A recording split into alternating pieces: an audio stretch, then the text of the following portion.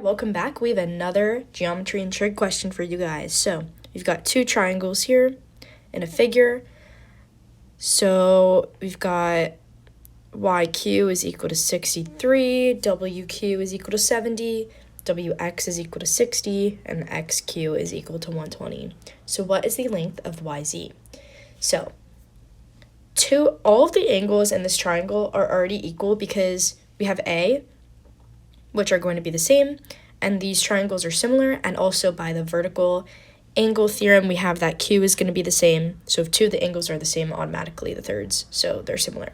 So we can kind of do a ratio for this. So I'm going to do 63 over 70, and then I'm going to do YZ, which we're trying to solve for, over 60. All we have to do is cross multiply those. So 70YZ is equal to 63 times 60. And let's go ahead and solve for what YZ is going to be. So that's 63 times 60, 3,780. So YZ is equal to this divided by 70. And that leaves us with YZ is equal to 54.